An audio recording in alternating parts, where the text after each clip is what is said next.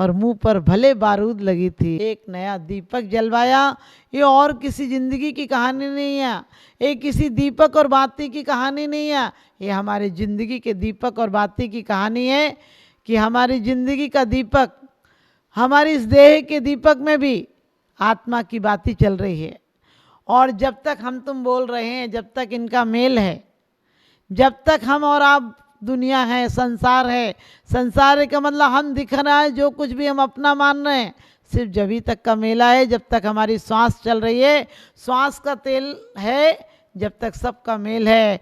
और जिस दिन श्वास का तेल निपटेगा उस दिन तुम्हारे लिए कब्रिस्तान ही जेल है, तुम्हारे लिए शमशान ही तुम्हारी जेल है, नरक और निगोद तुम्हारे लिए जेल है।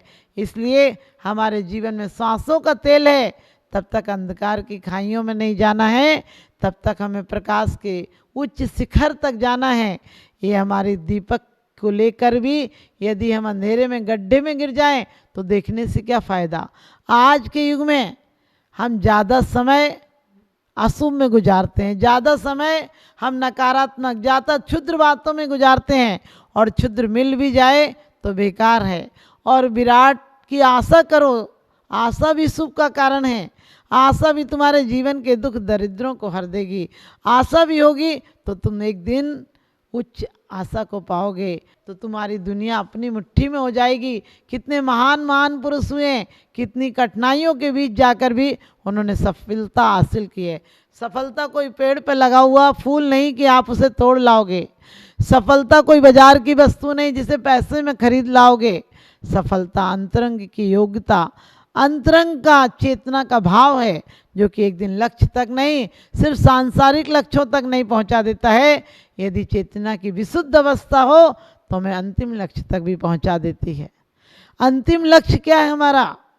हम रोज बोलते हैं चत्तारि मंगलम, 4 मंगल हैं, बाकी कोई मंगल नहीं। लोक व्यवहार में भले कह दो, लेकिन सच्चे मंगल तो 4 ही हैं। वो कौन है? अरिहंत मंगल है, सिद्ध मंगल है, साहू मंगल है, और केवली पणतो धम्मो मंगलम, यानी केवली भगवान के द्वारा कहा हुआ धर्म मंगल है। लेकिन आज हम शुभ की भावनाओं में ज़्यादा रहते हैं, या शुभ की भावना में 24 घंटे में से हिसाब लगाना आप कितनी देर अरिहंत की मंगल की भावना में रहते हैं, और नमो अरिहंताणम भी बोल लेते हैं, तो अरिहंतों से कोई परिचय नहीं है, अरिहंत पद पाने की कोई लालसा नहीं है, कोई इच्छा नहीं है। किसी की गाड़ी देखकर, किसी का मकान देखकर, किसी की पत्नी देखकर तुम भावना भाते हो ऐसी मेरी भी होती, लेकिन कभी अरिहंत अवस्था को देखकर कभी आपने भावना भाई है कि अरिहंत मेरी अवस्था कब ऐसी होगी जब मैं अरि का हंत करूँगा। दुश्मनों को ले जाकर कोर्ट कचहरी में खड़ा कर देते हो, दुश्मनों को जेल में डलवा देते हो, दुश्मन से आप मुक्ति चाहते हो, लेकिन आत्मिक दुश्मनों से कब मुक्ति प्राप्त करोगे? 4 ही हमारे जीवन का लक्ष्य होना चाहिए। वो 4 कैसे हों? तुम भी अरिहंत जैसे अपने भावों को निर्विकार कर सकते हो। हमारा शरीर ये सूचना देता है। कई लोग जाते हैं डॉक्टर के पास, डॉक्टर साहब ये बीमारी हो गई, आप शुभ का विचार करो, आपके अंदर कोई बीमारी नहीं आएगी। आप निरंतर शुभ का विचार करो, कोई दुश्मन के प्रति भी सोचो इसका भी, ये भी सुखी रहे। लेकिन हम पढ़ लेते हैं रोज, सुखी रहें सब जीव जगत के, कोई कभी न घबरावे। हम सच बताना, सुखी रहे कहते हैं, और कहते हैं सबका उद्धार हो, जगत का उद्धार हो, कल्याण हो, भगवान, सब ऐसी बातें करते हैं। लेकिन ऐसा जीवन है क्या? किसी का कल्याण देखकर, किसी की प्रशंसा सुनकर, किसी के उत्थान के मार्ग पर जाते देखकर तुरंत निंदा का भाव आता है, तुरंत हम उसको गिराने की भावना सोचते हैं। किसी की 2 बातें हमें बर्दाश्त नहीं होती है। किसी को जितनी किसी की स्लेट को काली कर सके उतनी स्लेट काली करने में अपना जीवन गंवा देते हैं। लेकिन कभी विचार करना, काली स्लेट पर भी सफ़ेद अक्षर बहुत सुंदर चमक कर आते हैं। यदि अपने आप को स्लेट बनाओगे तो कोई काम नहीं चलेगा, कहीं नाम नहीं होगा, कोई काम नहीं होगा। बत्ती बोलते हैं उसको, जो स्लेट पर लिखी जाती है वो बन जाना, जगत में चमक जाओगे। अपने आप को उज्जवल बनाओ, दूसरों को समेटने में, दूसरों को कचरा धोने में जीवन मत लगाओ। चीन में एक्यूपंक्चर की पद्धति थी, वो क्या थी? जहाँ हमारी धारणाएं जहाँ हमारी प्राणवायु रुक रही है उसे खोलने का तंत्र ही तो था, उसके खोलने का एक रास्ता था। और चीन में आज से 300 साल पहले क्या पद्धति थी, डॉक्टर को पैसे दिए जाते थे इस बात का कि डॉक्टर बीमार ना होने दे, और यदि कोई बीमार हो जाता था तो डॉक्टर उल्टे पैसा देता था और इलाज भी करता था। वो पद्धति सही थी कि हम बीमारियों को आने ही नहीं दें।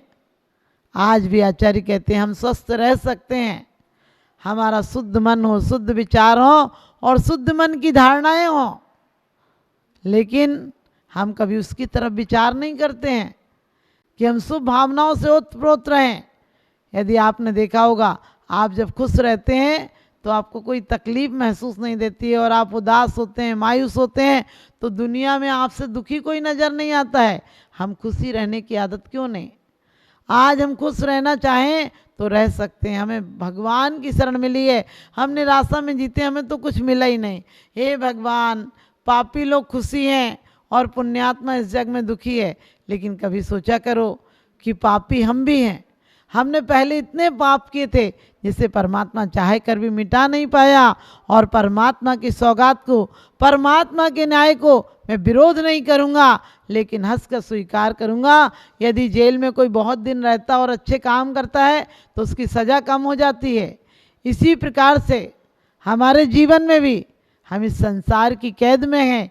यदि हंस कर कर्म भोगेंगे, शांति से भोगेंगे, समता से भोगेंगे, शुभ परिणामों से भोगेंगे, तो हमारी सजा कम हो जाएगी। हम जीवन की हर तकलीफ को बड़े आराम से जी सकते हैं, लेकिन हमारी शुभ की धारणाएं रहना चाहिए। और धारणाओं के माध्यम से कितने बड़े बड़े काम हो जाते हैं, लोगों के विचार बदल जाते हैं। मान तुंगाचार्य के यदि ताले टूट गए और चाहे जितने भी चमत्कार हुए, एक दृढ़ धारणा होती है कि हमारे जीवन में जो कुछ है वो सिर्फ परमात्मा की आराधना है। हम शुभ की भावनाओं में बहेंगे तो हमारे जीवन में कोई भी अशुभ की भावनाएं हमें प्रभावित नहीं कर पाएंगी। लेकिन हम शुभ की भावनाओं में कम रहते हैं, तो हमें चाहिए कि हम बिल्कुल जीवन में नकारात्मक भाव नहीं लाएं।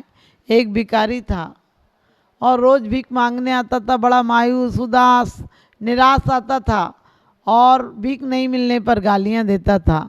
एक दिन तो ऐसा हुआ, भीख नहीं मिली तो किसी बुद्धिमान के दरवाजे पे गया और कहने लगा कुछ दे दो। उसने कहा क्या दे दें, तुम कोई व्यापार क्यों नहीं कर लेते? उसने कहा व्यापार, मेरे पास तो एक छदाम नहीं है, एक पैसा नहीं है, व्यापार क्या करूँगा? मेरे जीवन में तो भगवान ने सबसे ज़्यादा दुख भर के भेजे हैं। और कहते वो निराश होकर जैसे ही गया था, अचानक उस व्यक्ति ने कहा तुम निराश मत हो, तुम्हारे पास बहुत कुछ। उसने कहा क्यों आप मुझे नीचा दिखाते हैं, मेरे पास एक पैसा नहीं है। उसने कहा चलो तुम्हें पैसे की ज़रूरत है। उसने कहा पैसा दिलाओ वरना मैं मर जाऊंगा। तो उसने राजा के पास ले गया और राजा से कहने लगा राजा जी ये बहुत गरीब, इन पे एक पैसा नहीं है, पैसे के लिए कुछ भी देना चाहते हैं, पैसे की कीमत में ये अपना जान भी देना चाहते हैं। और कहते हैं कि वो गया और राजा कहने लगा तुम क्या दोगे, तुम्हें किस चीज़ के पैसे चाहिए? उस बुद्धिमान सेठ ने कहा कि इनकी दोनों आंखें ले लो राजन और इन्हें 10,000 रुपया दे दो। और वो कहने लगा मैं दो तो दो, एक आंख भी नहीं दूंगा। कहने लगे आंखें तो नहीं दूंगा, आंखें दे दूंगा तो 10,000 का भी क्या करूंगा? उसने कहा अरे हाथ दे दे, एक हाथ के ले ले 10,000 रुपया। बोले एक हाथ भी नहीं दूंगा। बोले पैर के 50,000 दे देंगे। बोले चल ही नहीं पाऊंगा तो क्या करूंगा? उसने कहा अरे नाक के दे दे। बोले नाक कट जाएगी तो फिर जीऊँगा कैसे? और कहते हैं उसने कहा तुम जीवन में मरने की कोशिश कर रहे थे, मंदिर में जाकर निराश भाव से जाओगे तो निराश होकर लौट के आओगे, और परमात्मा से मिलने का लक्ष्य लेकर जाओगे तो तुम्हें परमात्मा बहुत देता है। एक व्यक्ति मेरे पास आया और कहने लगे माता जी आशीर्वाद दो, मैं बहुत जगत का दुखी आदमी हूँ, मेरे से बड़ा दुखी कोई नहीं। मैंने कहा क्या हुआ? कहने लगे बस पूछो नहीं, बेटी की शादी नहीं हुई, बेटे की नौकरी नहीं लगी, पत्नी के पैर काम नहीं करते, पत्नी रात रात जागती है, उसे नींद नहीं आती है, और तो और मैं भी बहुत काम धंधा नहीं चलता, मैं बहुत दुखी हूँ।